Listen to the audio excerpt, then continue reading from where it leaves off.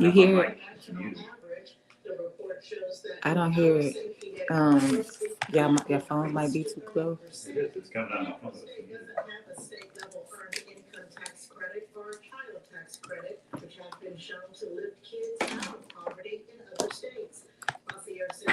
So it won't let me turn my call volumes like all the way to mute. Yeah, you leave it on mute. Mm-hmm. It won't go to mute. It's on mute. I mean, your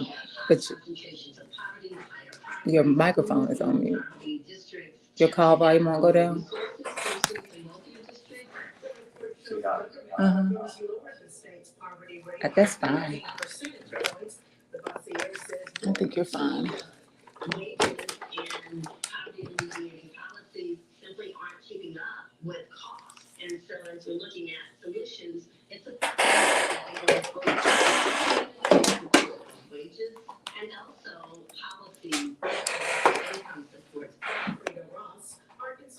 You went off, Mike.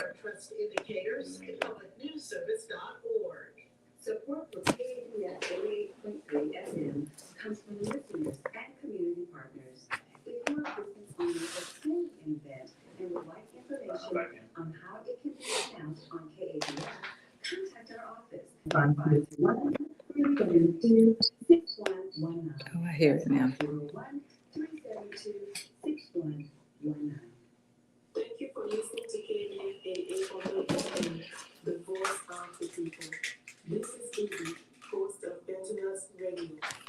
Every week, volunteer workers bring you more than 100 hours of music and talk that you won't hear anywhere else.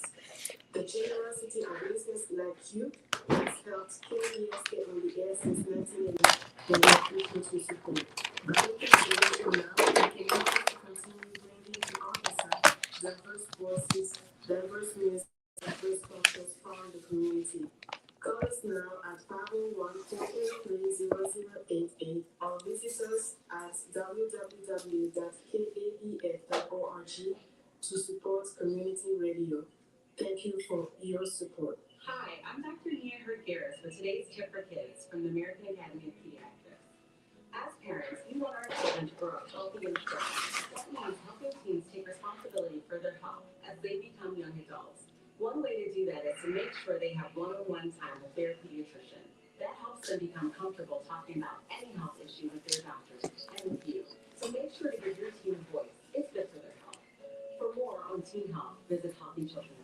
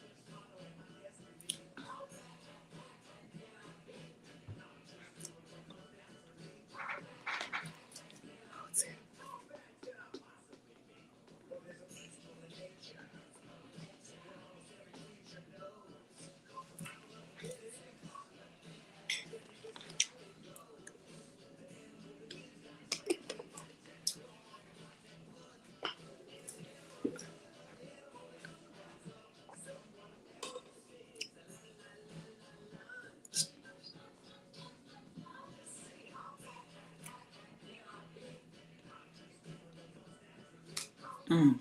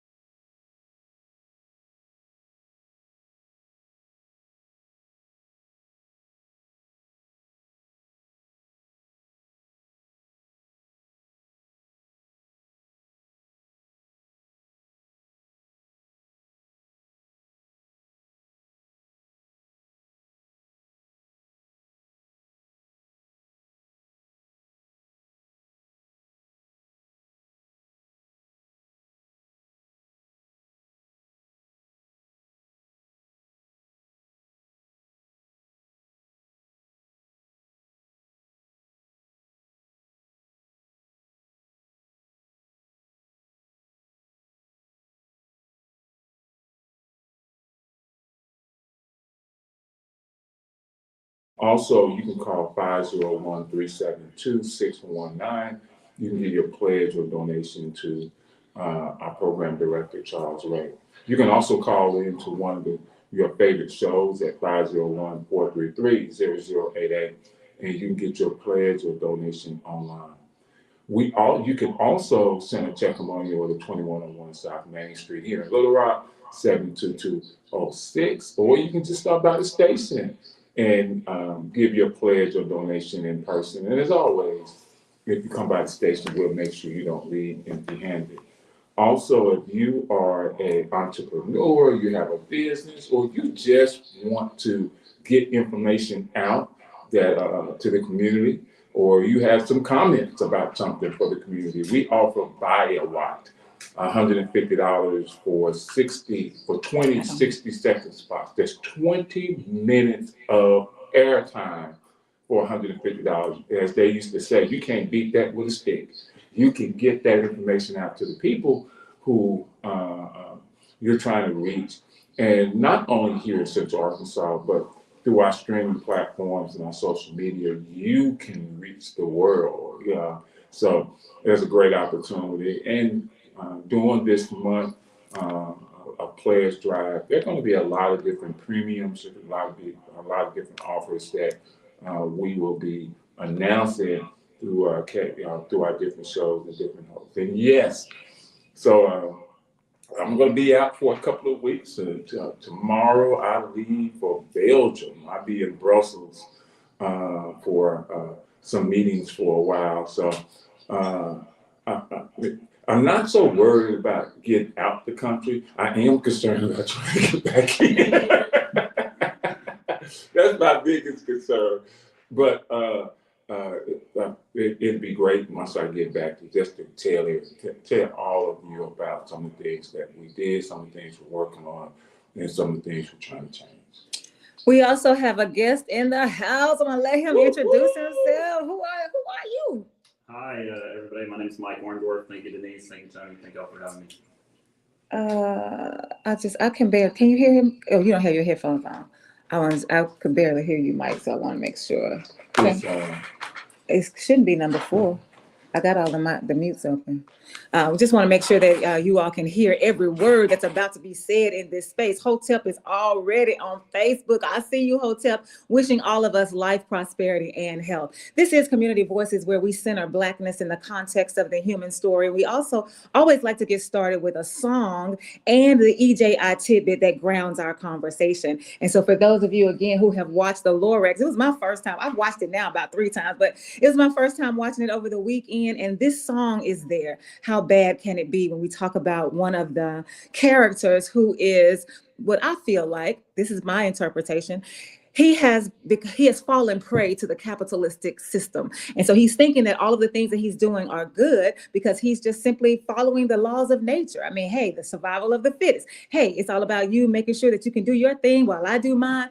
And so he's asked, somebody called him bad, and that struck him in a certain way. And he was like, wait a minute. I'm not bad. I'm just trying to do what I believe is right. I'm trying to do what I believe is right for my life, what's best for me. How can I possibly be bad? And that's where that song came up. And so it gave me an opportunity to say, hey, let's look at your own life. Are there some things that you are doing? Talking to Denise, are there some things that you're doing that you think you about it, which might be causing harm to somebody? Like, reflect on that and see what you come up with. And so I want you all to reflect on that too as we continue this conversation, which is also grounded in our EJI tidbit for today. So on this day, today, November 4th in 1880, a white man involved in killing 9 Black people was elected governor of South Carolina. A white man involved in killing 9 Black people was elected governor of South Carolina. So on November 4th in 1890, Benjamin Ryan Tillman was elected governor of South Carolina.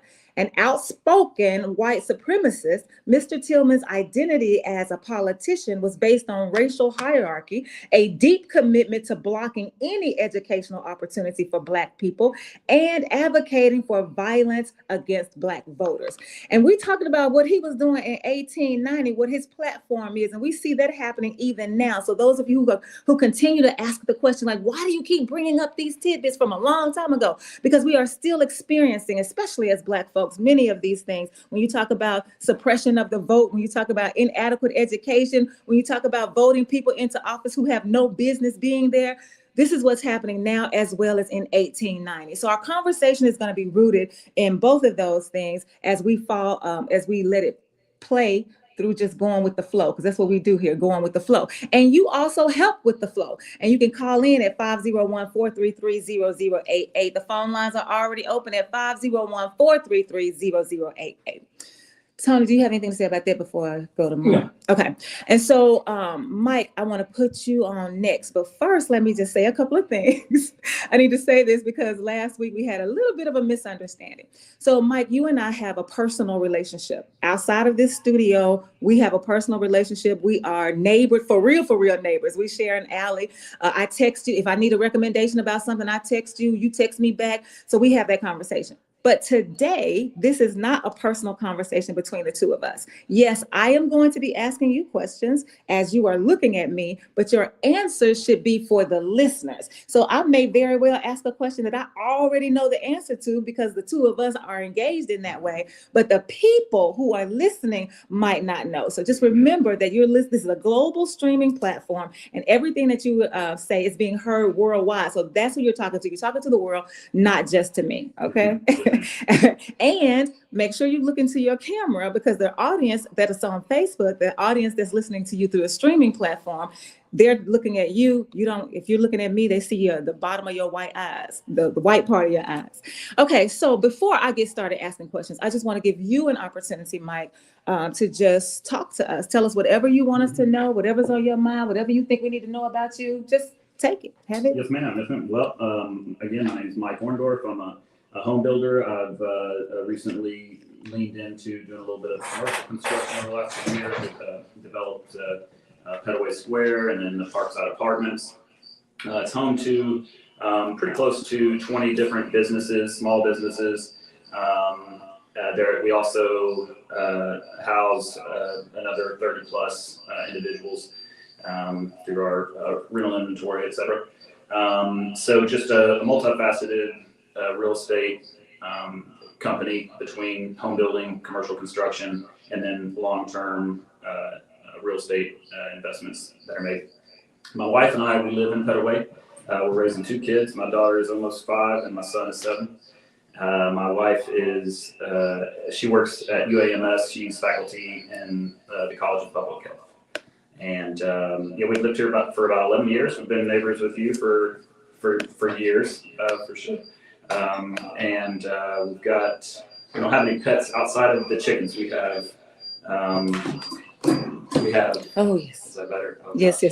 That's better. Sorry, y'all. We're trying to figure this out. We have 6 chickens, and we get about 4 eggs a day. So for us, the egg crisis was no big deal. We just continued to feed our chickens, and they continued to feed us, and it was. We're so thankful for that self-reliance and just I don't know. All right. Is that a little better? Yes, that's better. Thank you, Toney. That's it? That's all you're gonna say?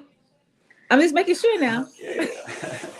Well, okay. No, I guess I should touch on. So one of our company's names is the Lorax. I appreciate you taking the time to watch that movie and learn that story. We had a sculpture made here in Petaway of the Lorax. We put a plaque on our block years ago. When you're entering Petaway, it says "Welcome to Petaway." Unless someone like you cares a whole awful lot, nothing will get better. It's not. So it's definitely at the core of our business to be as earth friendly, to cause as little harm as possible, and we're not perfect. I've only known one person. I've only heard of one person that ever was perfect, and we killed him for it. So we recognize that we're not perfect, but we're trying to be. We're coachable, and yeah, absolutely. Just as neighbors, as friends, but also like I welcome the critique. I welcome any individual who can tell me like, hey, there's a better way to do it. Like I want to do it the very best way. I genuinely do. And so I welcome the pushback. I welcome the coaching, and don't feel like I'm unapproachable, because I think I try really hard to be approachable and to be coachable, and I genuinely do appreciate that. Like I said, the phone lines are open at 501-433-0088, 501-433-0088 if you have a comment from Mike Orndoff. Okay, so let me just talk about how we got here. Tony, you read the paper every day? Do you read it? Yeah, pretty much. And so you saw this spread that they had done on Mike, and you said, they did a spread on Mike. I was like, when they do a spread on Mike? And so, Tony, you actually brought me the newspaper, right? So that I could read it. And then I reached out to Mike and said, hey, do you mind coming on the show so that we can talk about it? And I want to know, first of all, I want you to dig a little bit more into the Lorax, because you said, well, it's that quote, unless somebody cares an awful lot, and it is on our block. So I pass it all the time.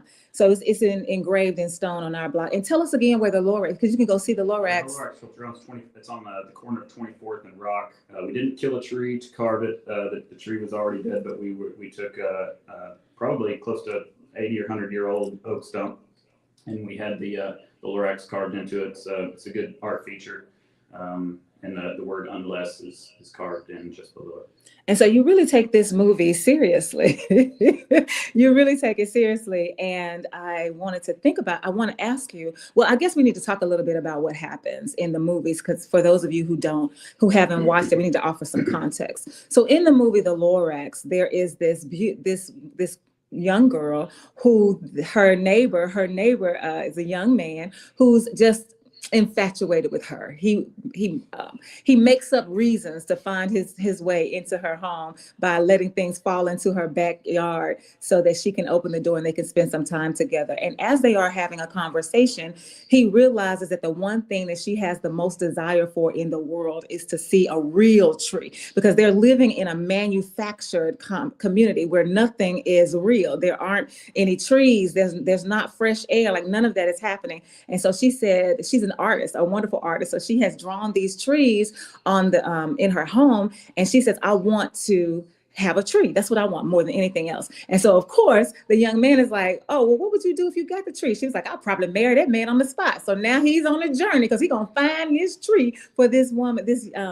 girl that he is infatuated with. And so he goes on a journey, and he ends up, his grandmama, who is played by Betty White, she is the one who's guiding him, just like our elders do all the time. I think it was a wonderful witness to the importance of intergenerational conversations, because the grandmama is holding that knowledge, that communal knowledge about what happened before Aloysius O'Hare, before this man came in and recreated their community. She knows what happened before. And so she's able to give him that knowledge and educate him on the past, on the history of their neighborhood. And so he has to go to the onceler. If you want to know about trees, if you want to get a tree, you have to go to the onceler. So he goes to the onceler, and the onceler tells his story about he's the one responsible for there being no more trees, because he was so busy trying to bigger his company, trying to bigger his sign, his company logo. He's so busy trying to bigger his money bags, so busy trying to live his life as a capitalist that he's not paying attention to the harm that he's causing to the community. So that's basically what the story is about. And of course, at the end, he does get the fresh, the brand new tree, and they are able to plant it. And so this idea that the onceler shows up in a community that was already inhabited by folks. For me, the onceler shows up as a colonizer. Like, you show up in this community, you don't know anything about the community, but you are hell bent on getting the needs, these hats. That's what you want to do. And so he ends up displacing that community because of the harm he is causing by just trying to be who he believes that he's called to be. And so that's what I got out of the conversation. And so I wanted to just give you some context about the story, The Lorax, the movie. And if you want to watch it, I really think it's well worth it. It's so much that you can see and find in it. Let me get this comment in by Lo. Denise, As you know, before my health failed me, I asked you and several other Black folks to come to the table and meet with investors that I pulled together to address the dilemma of bringing together those resources for Blacks to have access to capital as he does. What is your guest doing to spread those financial resources to Black folks as he has to address, wait. What is your guest doing to spread those financial resources to Black folks, since you have access to capital? Right, Since you right. have access to capital. Well, for one thing, so, but how does the story end, if you don't mind sharing the end of the Lorette story? There is repentance, right? Remember the end of the Onceler is the one who gives the boy the seed that he's able to plant, that he's able to get the tree, that he's able to get the girl that he's infatuated with. It's the Onceler recognizes the errors of his ways. Well, Lord have mercy. We're just going to go Facebook Live. I feel like this. Can you all still hear us on Facebook? Lo, can you hear us on Facebook? Send me a text and let me know. It sounds like we're back up. We're back up. Those lights will be on that thing right there. Just since there are no lights, we're not on. Lo, can you hear us? Can anybody hear us on Facebook? Send me a thumbs up. Send me a message. Oh, sometimes I'm not a conspiracy theorist, but sometimes I'm like, wait a minute, what? Radio has gone dark. Yes, so radio has gone dark. What about, then I guess Facebook hasn't. Facebook hasn't gone dark, Lo, because can you hear us on Facebook? So we're still streaming live. Are we still streaming live? Oh my goodness. We have absolutely no power here. Absolutely no. I cannot believe it. So he hasn't said that let me send him a text and see if he responds to me.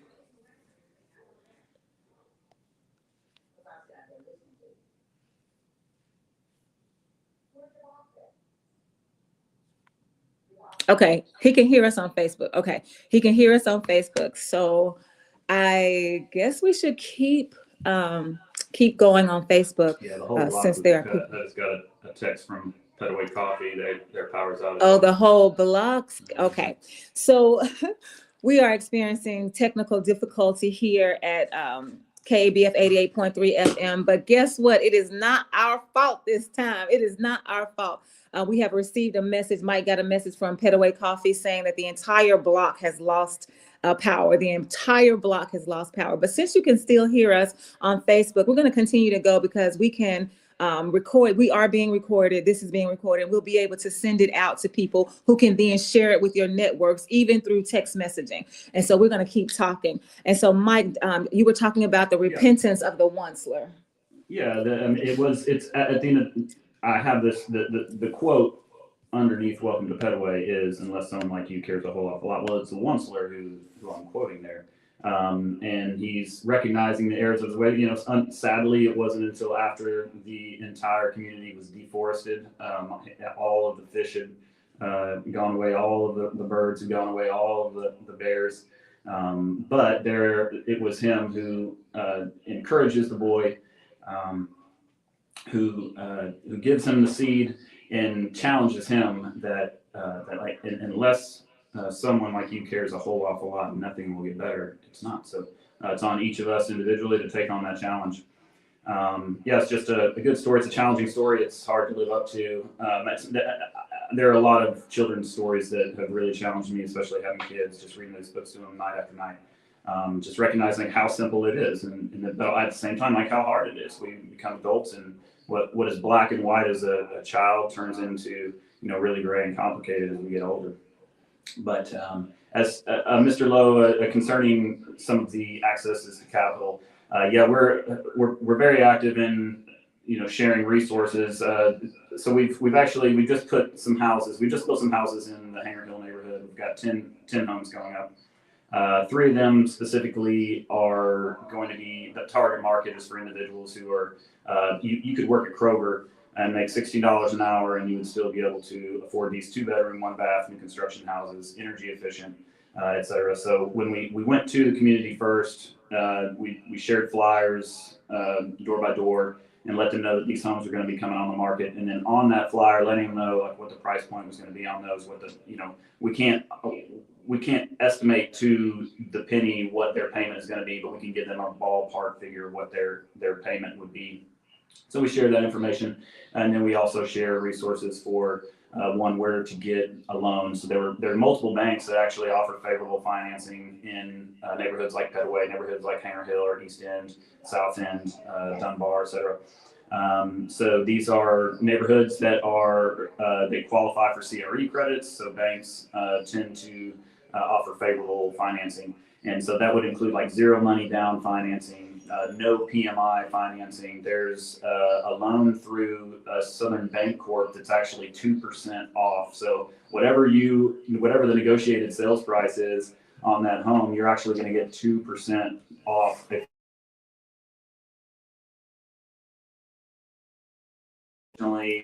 Hey, Ezekiel. There's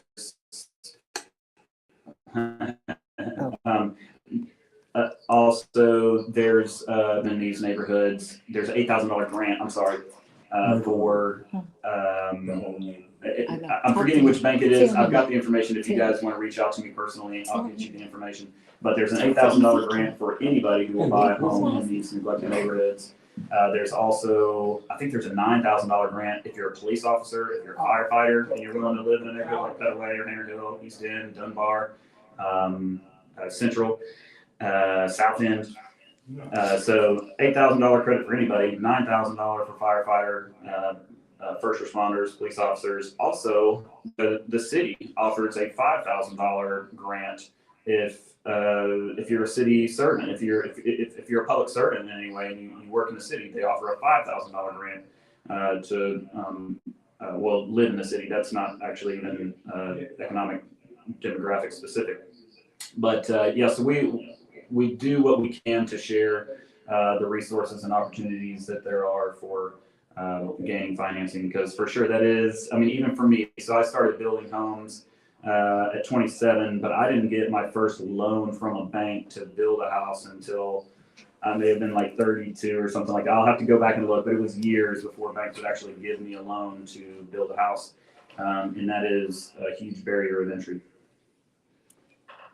So those of you who can hear, the entire neighborhood lost power. So we are streaming, we're still streaming, we're still going, and I will make sure that this link gets sent out. And we'll be depending on you to use your networks, your universe to spread the information that you are hearing on today. Is a very important conversation. Lo continues to ask another question. Lo says this. A $150,000 house is not, in my opinion, it does not address low to moderate income individuals. A $150,000 house does not address low to moderate income individuals. Mm-hmm.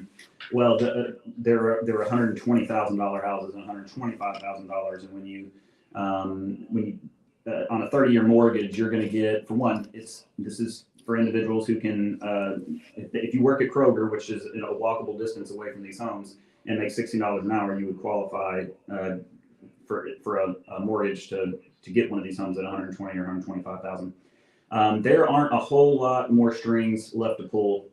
If you look at the average new construction home sales price in Little Rock, you're gonna find that those homes, the median sales price is $445,000 for that home. $445,000 is the median new construction sales price in Little Rock.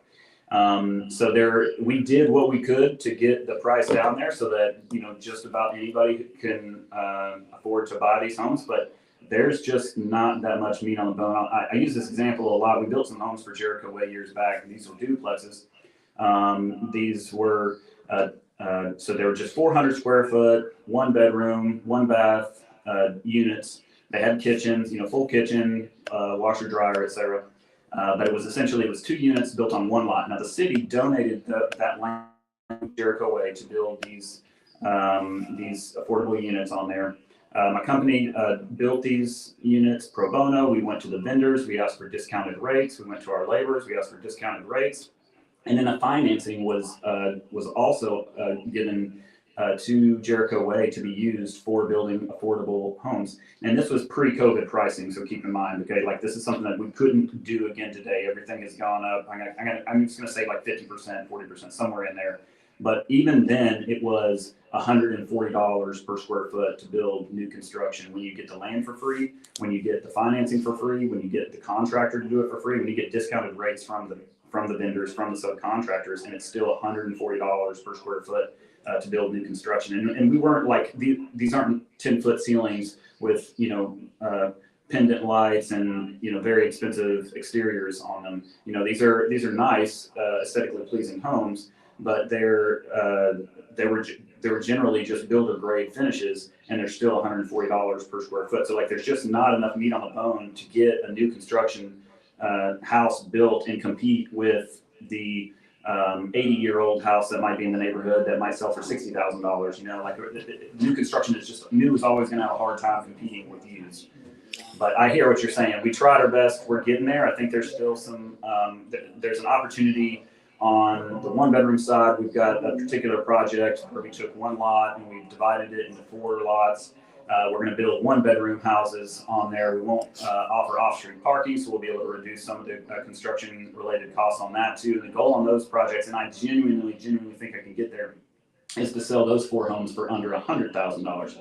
And it is important that we show feasibility. Like, we need to be able to show other builders, because to do one of these projects and build 4 houses for under $100,000, yeah, that's great. That's it makes for a great Instagram video, but it doesn't actually solve any problems. We need 1,000 of these homes that are under $100,000 to really even make a dent at the problem that we have. So, but that's in the pipeline. We're working on that, and that's the goal. But again, somebody has to give. You've got to pay for your land generally. You've got to pay for your labor generally. You've got to pay for your for the materials that it takes to build it generally, and then you've got to get financing. So somebody has to get cut out of the deal, and you got to make somebody mad, essentially. Or you try your best to make everybody happy, and then build something, and figure out a way to get it so that it's still affordable to individuals who are making minimum wage.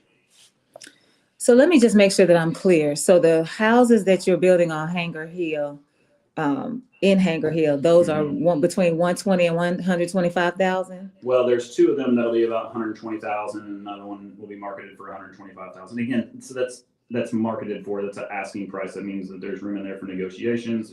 There's room in there for add-ons. On the new construction side, it's a little bit different negotiation than it is when you're buying a home from just a homeowner. You kind of get the house as is, whereas on new construction, there tends to be some money in there, like, well, I really need some blinds, or I really need some closing costs, et cetera. So, there's just, that's the marketed price.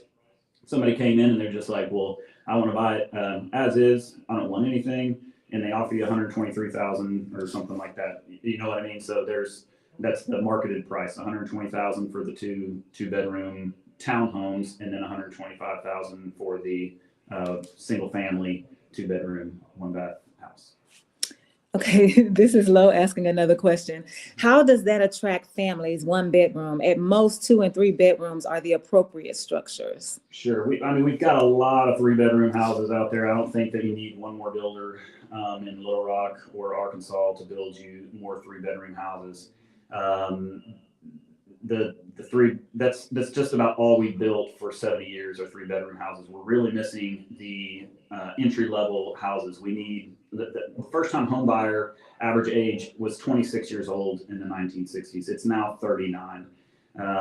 Individuals just aren't able to enter into the housing market. They're not able to. So for 13 years of their professional career, they're building somebody else's generational wealth and improving somebody else's financial security.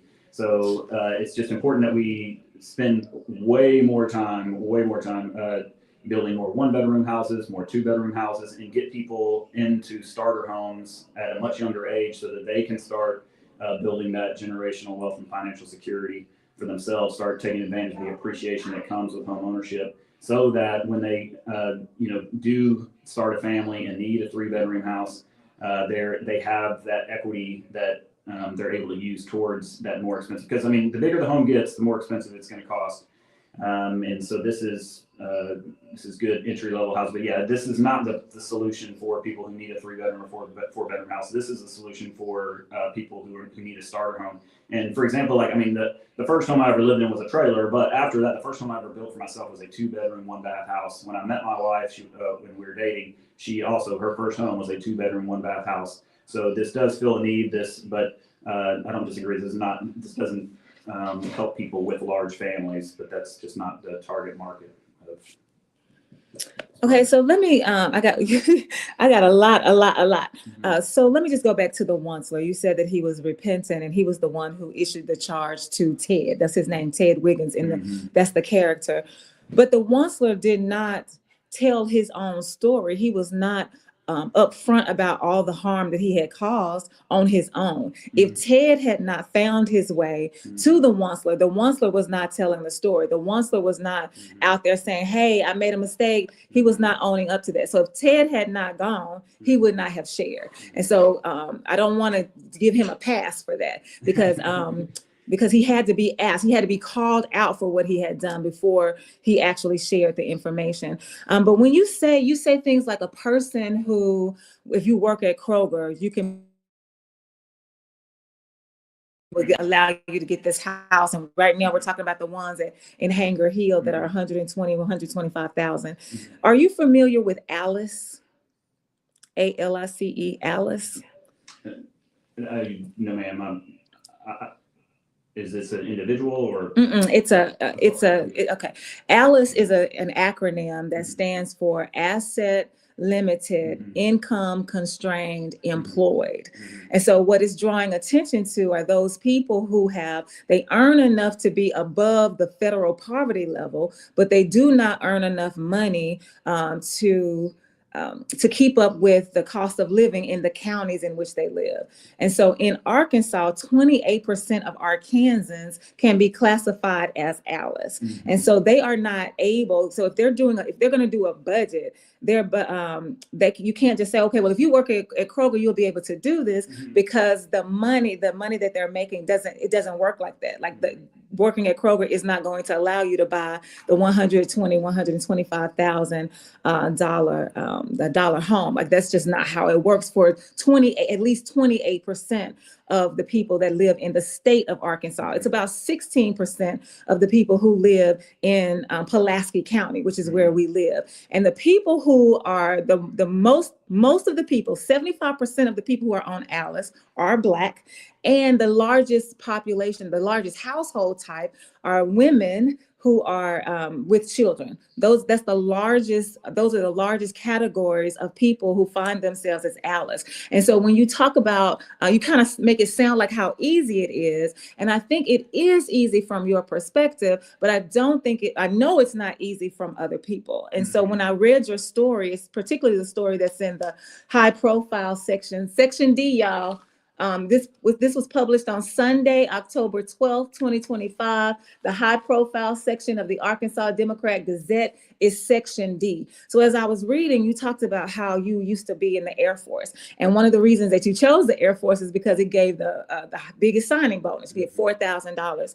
And you also talked about how you left the Air Force early because you wanted to go to school because you had gotten an associate's degree in the Air Force. And now you wanted to get a bachelor's, which you did get in finance. But you also talked about being a recipient of the GI Bill. And you talked about how that helped you, like that enabled you to do the things that you're doing. And so I'm not sure that you are aware, or if you are, just let me know, that Franklin FDR, when Franklin Roosevelt, 1944, when he signed what we know as the GI Bill, that's what we call it, it's kind of its nickname, it's Servicemen's Replacement Act. 1.4 million Black veterans were denied access to that same GI Bill that you were able to use in order to jumpstart your business. And so when we have conversations like this, I think, first of all, it's important to have conversations like this because I'm not sure that everybody, not that I'm not sure, we don't always center everybody's story. That's why we say community voice is about centering Blackness in the context of the human story. So in the context of the human story, yes, it's possible to get a GI Bill, but in the context of Blackness, it's not just, oh, you deserve this because you were a veteran. They were denied that. So So do you know that history about the GI Bill? No, ma'am. I appreciate you sharing that with me. As far as I'm using the individual who works at Kroger as an example. I mean, it could be anybody who makes $16 an hour is essentially what I'm saying, though. I mean, someone who makes $32,000 a year would be able to qualify for a home that the asking price would be around $120,000. So, like, this isn't specific to individuals who work at Kroger. That was just an example. Yeah, but that sounds to me like the only thing you're thinking about is, can I make my mortgage by making $16 an hour? But when you look at the budget that people have, you don't just pay mortgage. You don't just pay rent, right? You also, what if you have childcare? What about transportation? What about groceries? Like, all of that has to be factored into a person's budget for them to be able to be self-sustainable in that home. So the goal is not to just say, oh, I can get a home because I make $16 an hour.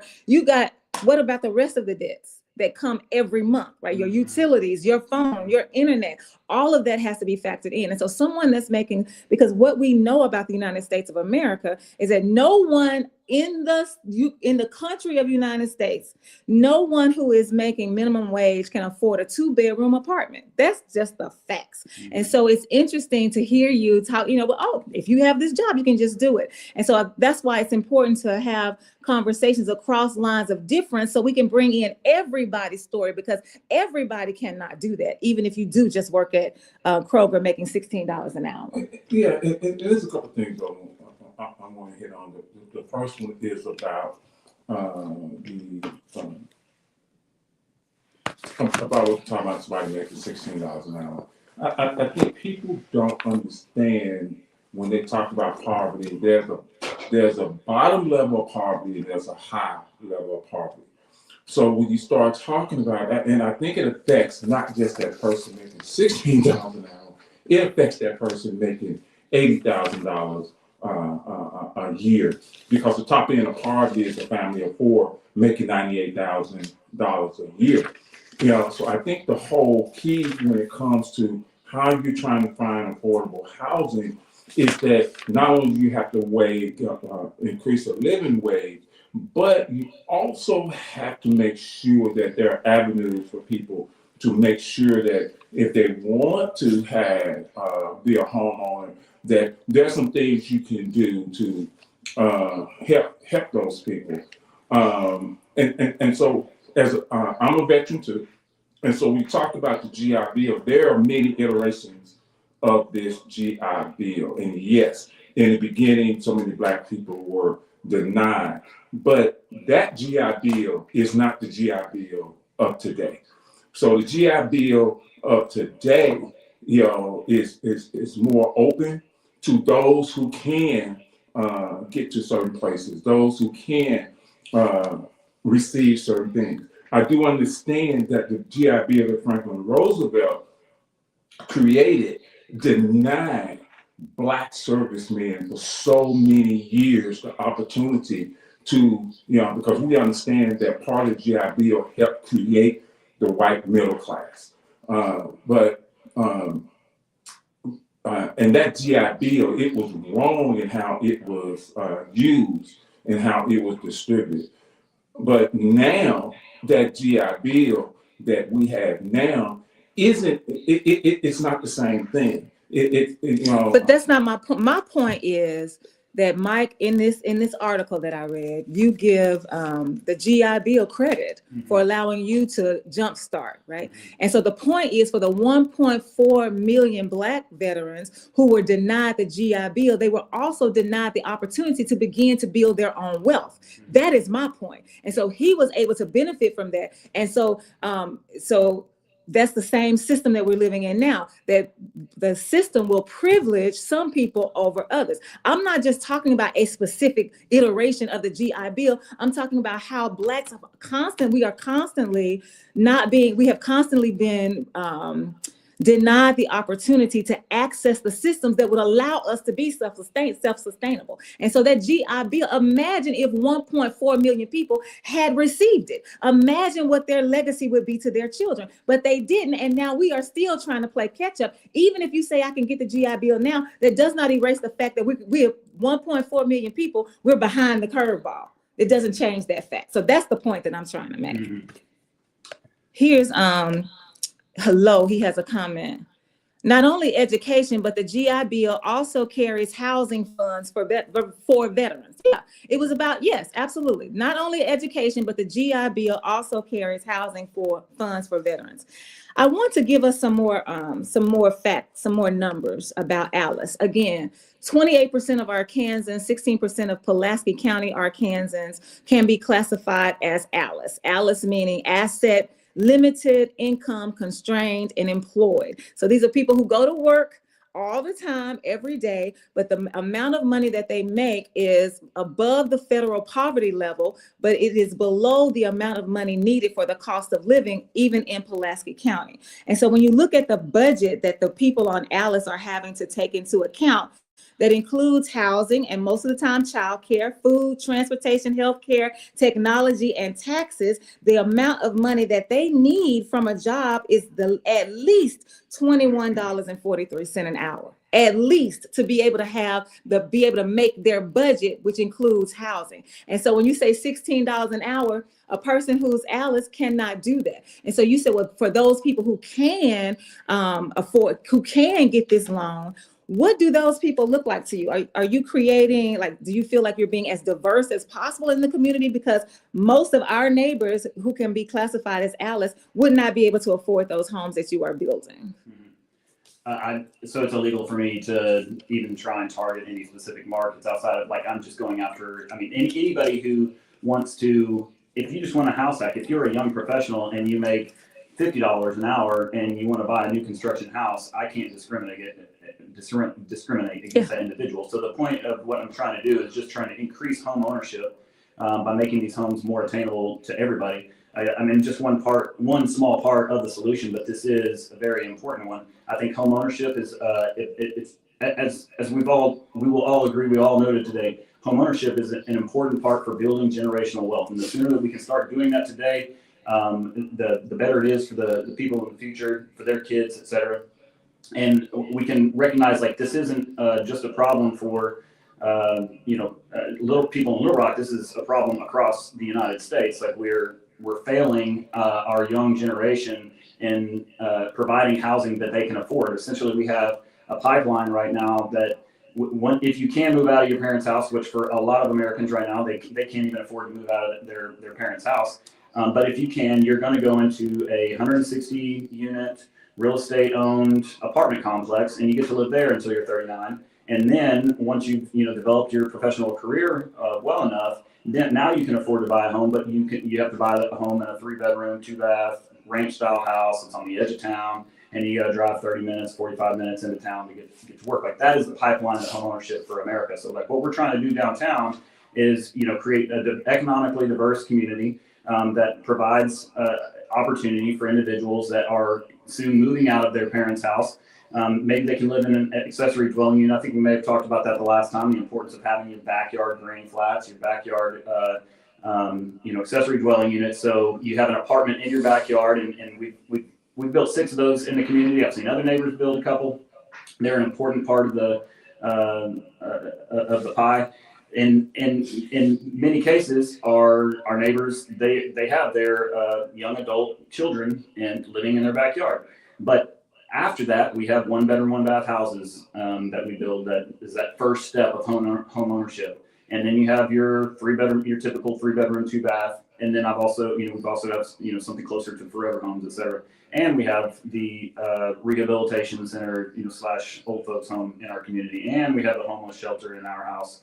In our community. So just really trying to, cultivate a comprehensive housing situation in the downtown area that is definitely, apart. It's different than what we're doing in what I'm going to call everywhere America, where it's just your 160 unit apartment complex into your 3-bedroom, 2-bath house.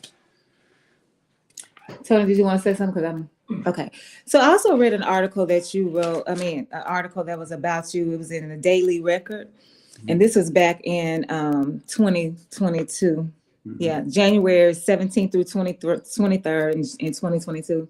And you talk in this article about how the reputation of this neighborhood was not good, and that you have to fight against that. And because it was in the word that was used, the 2 words that I remember clearly from the article was gang infestation. And so you were battling against that, and they had done this documentary called Banging in the Rock. And so this area, this neighborhood was described and was being experienced by people according to what they wrote in the Daily Record as some place was high crime, it's unsafe, it's all of those things that people do not want. And so you carry that description with you as you are talking through, as you are being quoted throughout the article about how you had to overcome I guess the stigma attached to the neighborhood, and you had to trick people. This is what you said, trick people into coming in. You had to Airbnb a lot of things. And so what I feel like I am experiencing in the neighborhood, because we live in the same neighborhood, that you are changing the face of the neighborhood, because during the time that you're talking in 2022, and then you're talking about gang infestation, you're talking about it not having a good reputation. It was primarily Black folks living here. Would you agree to that? In this area? Yes, ma'am. Okay. And so now, though, when you start talking about the homes that you are building and the homes that people will be able to afford, and we have the majority of Black people who are living in poverty in Arkansas, and then you have them, the biggest group within that poverty is Black women who have children. They can't afford that. And so the people that can afford it it's more probable to believe that they're not going to be Black. And so you're changing the face of the neighborhood. Do you agree with that? Anecdotally, this has been my personal experience. That has not been the case. The 3 houses that we built in Hanger Hill were all bought by 3 Black women. And in 2 cases, they had children. In 1 case, she was just a single. Yeah, but the houses that you build in Hanger Hill. That's not been the case. And I'm not trying to gaslight. That's not been the case in Petaway either. I mean, again, I don't pick my buyers. I don't pick my renters. But I would estimate 40% of the individuals who buy or rent are Black individuals. I would almost I would lean towards Black women more than being Black women than Black men. But I can get you a list if you want to No, because I'm watching. Check my work. But. Yeah, I'm watching because they just redid the house across from me. Well, don't let me get off track. The houses that you built in Hanger Hill, those are shotgun houses, right? So even if they are Black. The 3 that I built last year, the 10 that we built this year are on homes, like no one lives in them yet. Wait, what now? I didn't hear that. The 10 houses that we built this year, no one lives in them yet. We haven't finished them yet. So I'm just talking about the 3 houses that we built last year. And in all 3 cases, there were Black women that moved into them. In 2 cases, they had kids. Well, I'm talking about I thought we talking about Hanger. The next neighborhood over. Yeah. Talking about Hanger Hill. Yes, ma'am. Yeah, there's shotgun house. Well, I mean, there are 2 shotguns that we built in Petaway back in 2022. The 1-bedroom, 1-baths. Are you talking about in there next to the park? Now, what I'm talking about is when you say because you built houses over here, you built the sanctuary that you said was for the community, but now it's being rented out. You built the sanctuary, you built a home for your in-laws, you built a long home for your sister. Those are not shotgun houses that you built for them that they live in. But when you say that you want to make sure that you're making it as diverse as possible and economically sound, economically diverse, but those houses that are for the Black women that you say are living in them, those are shotgun houses. So no, they're 3-bedroom, 2-bath, 1,400 square foot houses. They're the same size as the homes that Mr. Lowe was asking us to build earlier in the conversation. And yeah, I've built homes for my family, and I've built homes for bigger homes. I've built 160 homes. They were all of all sizes, but I would put myself up against anybody. I have the most diverse housing reputation as far as building for low income individuals. I've built for 2 different nonprofits. I've built 10 different spaces for nonprofits. I've personally built homes that were more affordable for people. I would put my reputation up against anybody. And I'm not saying that I hope there's somebody better than me because I want to be better, but I'm gunning for them. They are my competition. But I would put my reputation as a home builder, building a very diverse, economically diverse reputation up against just about anybody in America who isn't making their living specifically building affordable housing. Because you guys understand, I am a for-profit. I'm not a nonprofit. It is important to me that I build financial security for my family. I have to. The banks won't give me money unless I provide, unless I make a profit. So, maybe you can help me out, Tony. Yeah, I guess I should just stop there. So at first when I watched the Lorax, I was thinking that I was going to play the song "Let It Grow." It's kind of did it hit you? Let me just hold it. Yeah, just hold it. Please don't, because we don't have any insurance for you. At first I was going to play Let It Grow at the end of the song. It's kind of a kumbaya song when everybody comes around and we're watching the little plant grow. But I really felt like the song from the Onceler, How Bad Could It Possibly Be, was a better song for this conversation, because like even now when you say, basically what you're saying is you're the best person in America doing this work, and you put your reputation up against anybody who can do it better, if there's somebody out there that can do it better. But when you look at first of all, let me ask this question. Did you have any training, any schooling, any education around building houses when you got started? I didn't. I think my story is very similar to a lot of people's stories, in that like when the student is ready, the teacher will appear. I wanted to build a minimalist house. I wanted to build an energy efficient house. This was during the 2007-2008 financial crisis.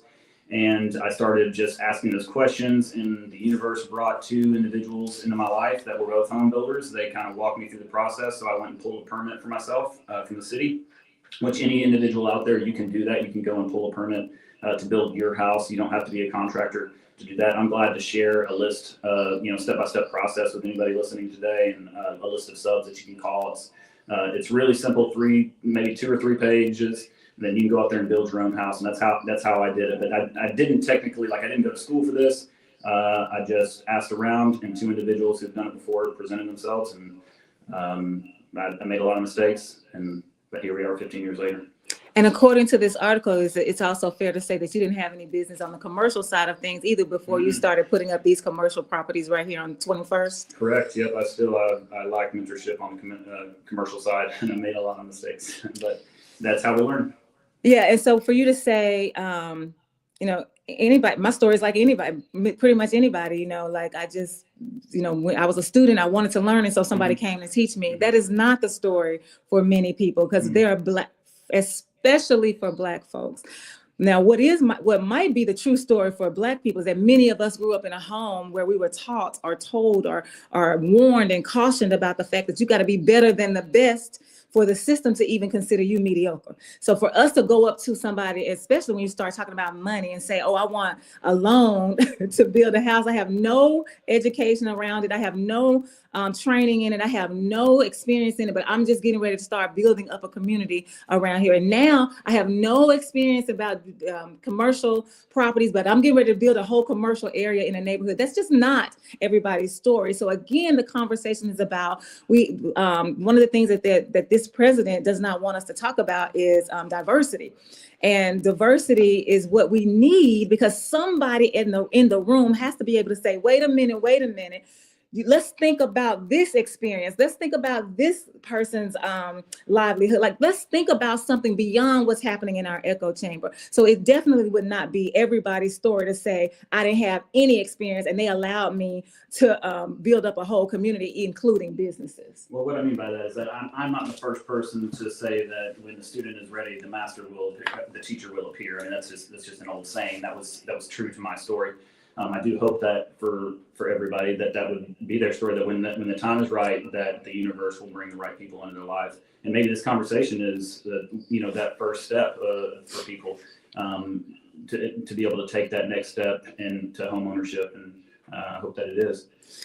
Yeah, well, we also have to talk about, like you said, when you were 24, I think that's when you bought the first trailer park with your friends. Brian. Yeah, his name was Little Juno. Actually, let me clear something up. So, funding did not just get handed to me. I didn't walk in there and just because I was white, they gave me a loan. It was actually very much not how it works. That's not my story at all. The only reason I was even able to buy the trailer park was because I started saving at 11 years old. I started investing in the stock market at 14. I had like $7,000 saved up by the time I was 18 and entered the Air Force. And then while I was in the Air Force, I continued to save $150 every single month, $75 per paycheck. We got paid 1st and 15th. I saved my bonus. We went to Saudi Arabia. I was there for 4 months. We worked tax-free. I spent $100 while I was there. So we made like $8,000 over 4 months because you don't get taxed while you're in a war zone. And I saved every bit of it except for $100, about $100 pair of running shoes. But after I get out of the military, I had over $30,000 saved up. So I had perfect credit, which is, just something that I practiced from the time I was 18. I was told, like, you need to get a credit card, but never ever not pay it off. You can have a credit card, but you pay it off every single month, and you build the credit, and just the importance of credit. So I had a good credit score, and I had money in the bank, but the banks would not give me a loan because I didn't have income. But I was out of college, you know, where I was getting a GI Bill, which essentially, I mean, the GI Bill paid for schooling, et cetera, but it's not an income that a bank will recognize. So I'm working at a bank, and actually I didn't have the job at the bank yet. I was still in college, but my friend Luke Juno, who I was in the Air Force with, he did have a job, and so the bank recognized his income, and then they recognized both of our credit scores and my savings as collateral, and they let us buy a $90,000 trailer park, and then so I moved into the trailer park. So, and then again, when I went to start building houses at 27, again I go to the banks and they wouldn't give me a loan. I had money in the bank. We had I had $27,000 still saved up at the time, and the house was only $52,000 to build it, but the banks wouldn't give me a loan. I put together all my credit cards, and then I went and got like $8,000 lines of credit, unsecured lines of credit from banks, and I was able to build a house. And then I was able to put a line of credit against it because it was now a tangible asset that you could get a securitized, it's a secured loan, not securitized, it's a secured loan through the value of the home. But then I continued to build for another 5 years. I promise you, hand to God, like, banks would not give me money. I couldn't go out there and build spec houses. I was only able to build, it was at 30 when I really turned a corner and started building, because we had sold off all the trailer parks, all of our rental houses. And at that point, I had saved a $250,000. It was like $270,000. No, it was $250,000 because I had enough to build 2.5 houses and self-funded.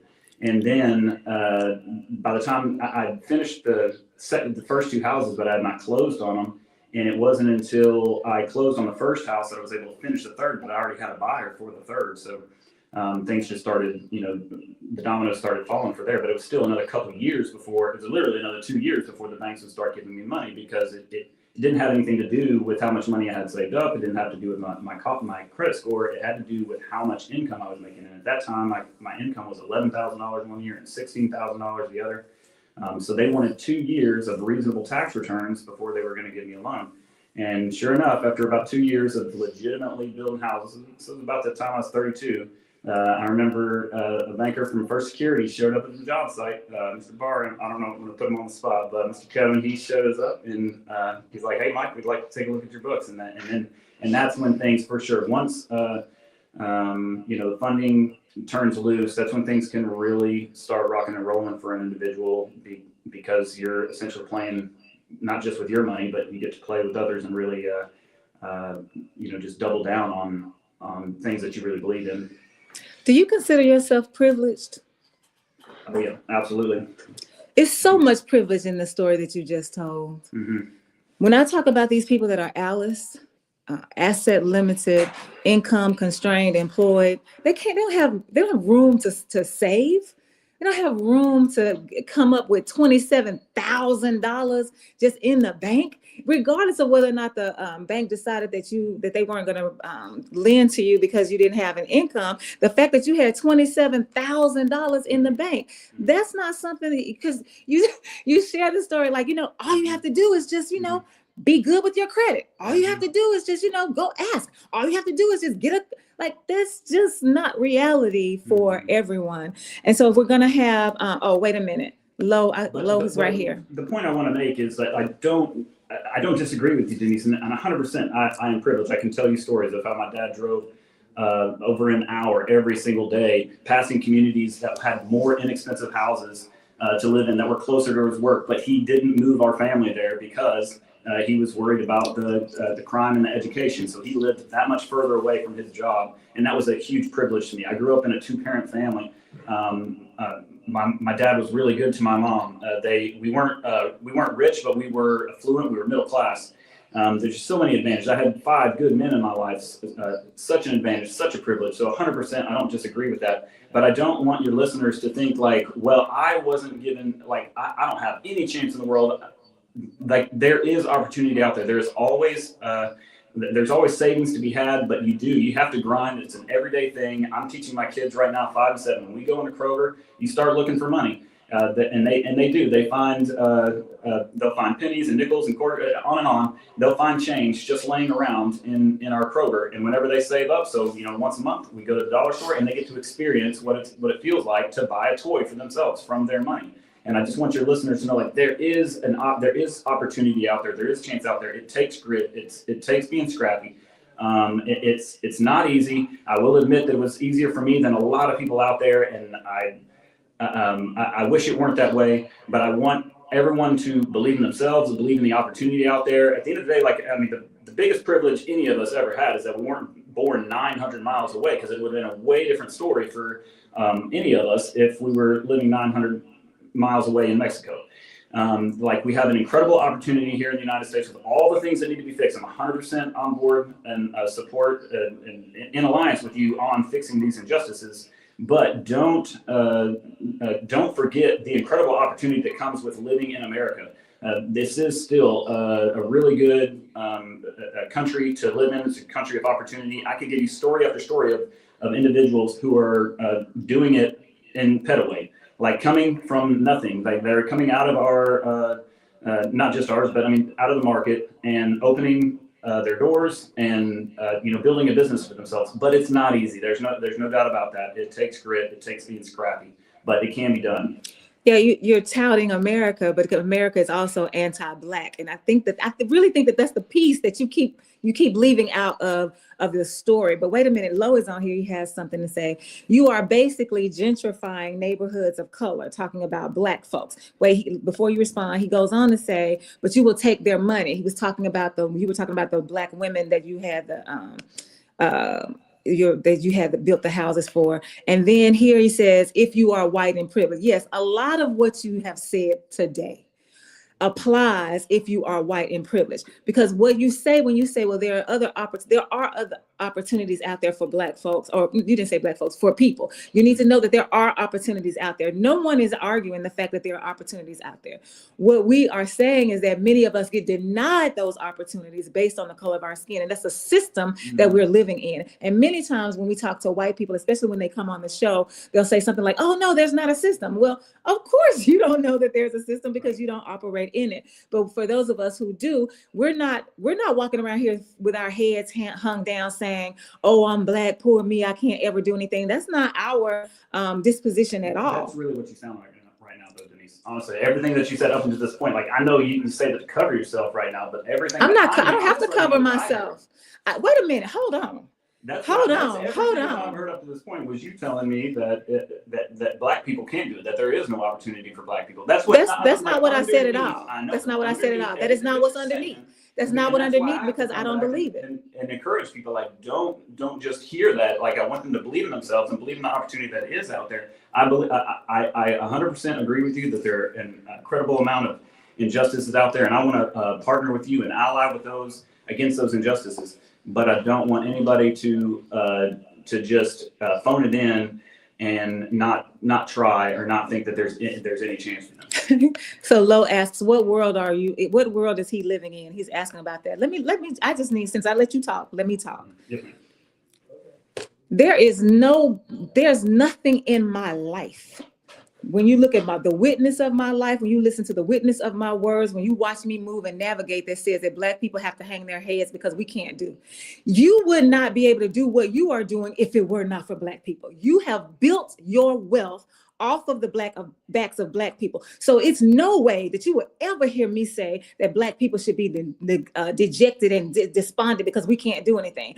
We are the ones who do it. We are the ones who show up every time for this country. Just like I talked about the Black veterans. They were fighting in World War I and World War II for a country in segregated ranks. Yet they fought for this country, believing that when they came back, they would be offered the same opportunities that they offered to the white people. And what happened? They were denied. 1.4 million people. And when you think about your own story and how those opportunities, the GI Bill, going to the Air Force, all of that, offered you the opportunity to now build wealth for your family, and that was denied to those people, then how does that set us up for the same wealth that you are now living on, the same wealth that you inherited from the privilege of your white folks? That's what I'm talking about. You don't want to talk about that. You don't want to admit that if it were not for enslavement, you would not be here today, because you continue to benefit off the backs of black people. I That's don't- what I I'm don't- talking I about. don't mind talking about that, but it's apples and shovels. What you mean it's apples and shovels? I didn't benefit from the 1944 GI Bill. I benefited from See, the this is what y'all 2000 do. GI This Bill. is what y'all do. This- Tony started it. I'm not talking about the GI Bill of 1944. I'm talking about the But system. I was in the Air Force with black people who got the GI Bill. I'm talking about the system. I don't disagree. I'm sorry. I did interrupt you. Yes, you did. But it's okay. It's okay. When we have spirited conversations, that's what happens. But this is what I feel like white people do all the time. That what you do is you say, wait a minute, that wasn't me. My family didn't have slaves. That wasn't, that's what you say. Nobody's saying that you had slaves. I don't know how far you trace back, whether y'all did or not. Maybe it's possible that you did, but I don't know. My point is about the system. And you continue to benefit from the system that denied those black men, the 1.4 million black veterans, that system that denied them, you benefit from today. That's what I'm doing. I'm connecting the dots. I'm not saying you didn't that black people can't get a GI Bill today. I never said that. Of course, there are different opportunities today from 1944, from 1898. Nobody would say that there aren't different opportunities available. What I'm saying to you is that what you are doing now would not have been possible if we had not had enslavement and the denials of black people from all of the opportunities that could have been available to them. That's the point I'm making to you. Okay, I did want to share with you, there are a number of black builders who are in the downtown neighborhoods. Greg Songbird, he's working in the South End. Ken Hayes over in East End. Jonathan Noon, I'm forgetting a couple more. So there are individuals, there are black individuals who are doing really well in this world, just the same as I am. And I just want to encourage your listeners that you have what it takes if you want it to go out there and work hard. And I'm glad to help too. Reach out. I'm glad to share resources. I'm glad to be a guide. I have been for I've probably helped 20 plus people get their contractor's license. And I can help on the financing side too. So you just said that there are black people who are doing this work, who are doing well, but you also said just a few minutes ago that you would put your record up against anybody and dare us to find somebody better. That's what you just said. So the black people that you're talking about that you helping and the black people. But what I mean. No, that's not what I heard. That's what you said. That's what you said. That's verbatim. Well, what I mean is I'm proud of my reputation. I want to be the best. I don't know for sure that I'm the best. Okay, I don't know every builder that was in America, but what I know is that I genuinely want to be the best builder in the world at building economically diverse communities, complete neyborhoods, neighborhoods that are sustainable. And that's what. And I don't know of anybody else out there who's competing, but I welcome the feedback. Listeners out there, get on the horn, share with me who else is out there that is even attempting. So Lo says, just like most white people most white folks that don't want to talk about race in America, just like most white folks that don't want to talk about race in America. So again, how many black people do you employ in your company? Well, I only have one employee and he's white. Okay, so none. Yeah, correct. Okay, that would be the answer to the question. So even though you are rubbing shoulders with these black builders, you still consider yourself to be better than them. What makes you better than them? Well, I'm better than them. I am trying my best to be the best at building economically diverse housing. So I'm wanting to be I build houses that are affordable, that are efficient. Efficient from a utility standpoint, and I don't know. It's not. That's what. So it's specifically, towards affordability and earth friendliness, etc. I think you skirted the question. So you said earlier that you would dare anybody put their record up against yours because you're the best.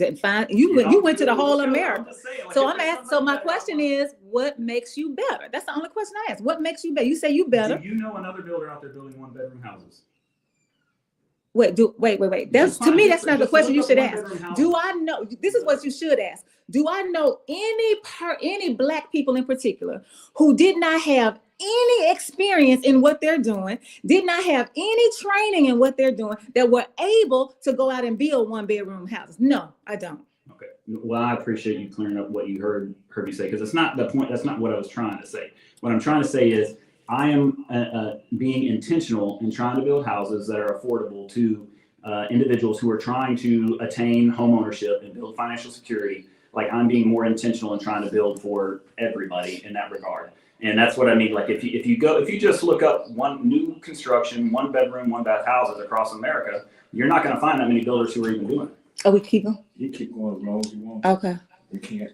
Can I cut out about 10:30? Yeah. Can we put a 12-minute Absolutely. cap on this? Absolutely. Okay. Absolutely. I do appreciate this conversation, Denise, and Mr. Lowe too as well. I appreciate the pushback. I want to be better. I do want to be the best. If this didn't turn into a competition, and that goes for being a dad too. I hope everybody wants to be the best. I hope Denise wants to be the best radio show host or the best podcaster. I wish that for you. But that's fine if you don't. No. But that is just, I suppose, the competitive nature that is inside of me is that I want to be the very best dad in the world. I want to be the very best husband in the world. I want to be the very best home builder in the world. But I mean, that is in the niche that I'm interested in building for. And what I mean by that, like the best home builder in the world, is that I want to build houses that are not just affordable from a mortgage point standpoint, but they're from a utility standpoint. So I do specific things on the energy efficiency side that make things not only affordable on a mortgage, but affordable long-term, concerning their utilities. So that's essentially what I'm saying. When I want to be the best home builder, I want to be one that is building homes that anybody can afford, and even the ones that are, for your middle class, that are the best deal out there for individuals who are buying a home in the middle class. So here's what Mr. Lowe says. Sane Construction, Parker Construction, Evans Construction, all of these are longtime Black contractors that have been denied capital for years, because you asked the question, you said name, and so he's named them. And again, you'll get a link to this and you'll be able to see all of these comments and you'll have this information. But what I can say about you, Mike, though, you said you want to be better. And that's why I chose the song, How Bad Can I Possibly Be? Because I know for a fact that you are really genuine in what you believe that you are doing. And you would be hard pressed to believe for yourself that you may be doing something that's causing harm. It would be hard for you to receive that. And one of the things that I do know about you is that for us, in the conversations that we have that do center around race, you haven't changed. You haven't grown in any way, because you may not remember this, but I wanted to rent from you that house that's at the corner of Bragg and 17th. Do you know what I'm talking about? The house across from Rockefeller on that. I wanted to rent that house from you. I wasn't even interested in home ownership at the time. I had a home in Mississippi. I wasn't able to buy a house here because I still had that house, debt to income ratio and all of that. And so I was just looking for a place to rent. And so you had that place and I came. And we were standing outside and we were talking. And it was in the course of that conversation that made me say, oh, no, I'm not going to be able to rent from him, because it was in that conversation that you also said that there was nobody else that could do the job better than you were doing. You said it then. And then I said, well, wait a minute now. You think, and you said no. And I said, why? You started talking about people. Some people have bad credit or they didn't say them. So you were saying all of these things that you did, like you just listed a few minutes ago. I had a perfect credit score. I saved up $27,000, like all of these things that put me in this position to do the work. And if you would just work hard and do the grind just like I did, then you will be able to be here too. You're saying that it's the same story. And so you still, for me, it sounds like you still have not taken the time to say, you know what, let me really just sit with the story of Blackness in America. Let me just sit with this.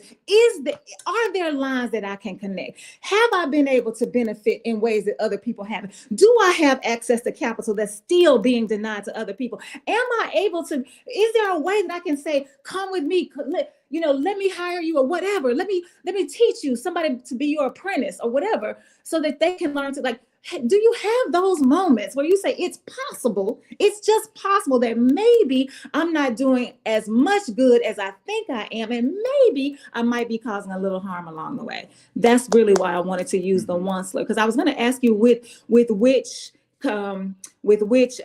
character did you identify the most, and I feel like you would say Ted, because he was the one that started growing the new community. And I was like, well, I see you as the onceler, as a colonizer. I see you as Ted trying to help things come along. I see you also as Aloysius O'Hare, like, look, let me figure out the best way that I can offer to the people whatever is next. We went from building houses and now we're building businesses and all of, and so I feel like I can see you in all of those places, but I doubt that you can. And so what I just want to ask you to consider is just kind of sitting with the stories, historically, especially of race in America. I think that will help. I really do. Yes, ma'am. Yes, ma'am. I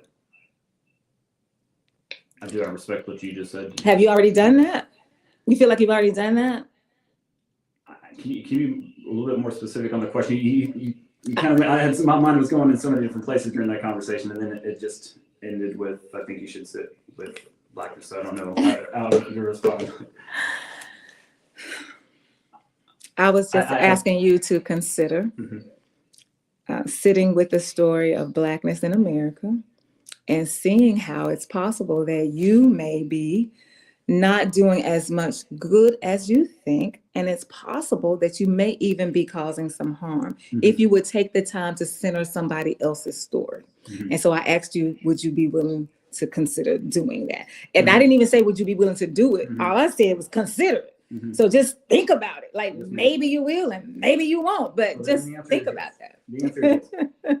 And I think, I mean, what we should really consider doing, and this is going to take some work on your end, Denise, but is just to come and ride with me for a day around the neighborhood, because for sure, like, I have blind spots and you can see them, you know what I mean? And I would welcome that, just to come and sit alongside me and just be able to tell me as my neighbor, like, Mike, this is not, you're not seeing this. In the same way that I feel like we've been having a conversation here and I hear you're saying something that we can go back and read the transcript and we know what you say, but then I'm telling you, like, yeah, but this is what I heard. And then same thing whenever I'm saying something and you're like, Mike, I got the transcript right here, and this is what I heard.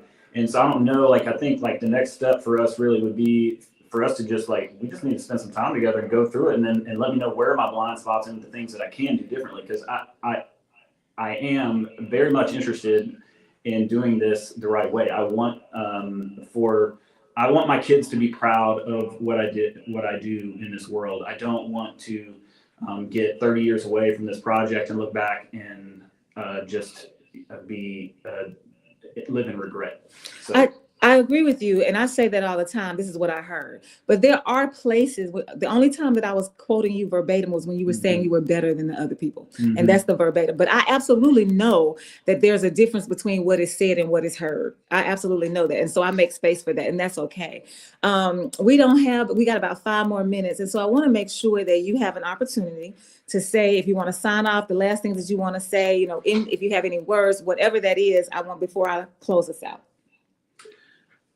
I suppose, like, I would just want to kind of put a bow on the type of construction that I do. And so whenever I say things like I would put my reputation up against any other builder in the United States. And I'm not saying there's got to be somebody out there that's doing it better than me.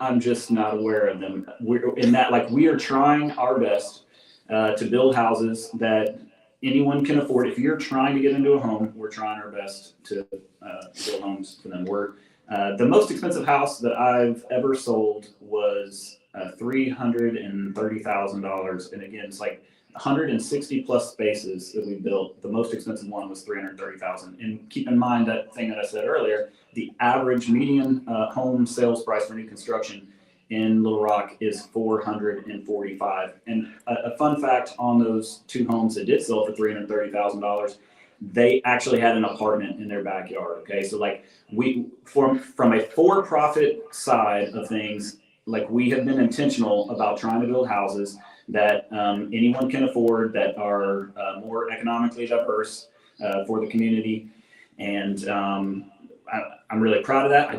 I promise you, I very much want to get better. And so I welcome the challenge. I want to have those conversations.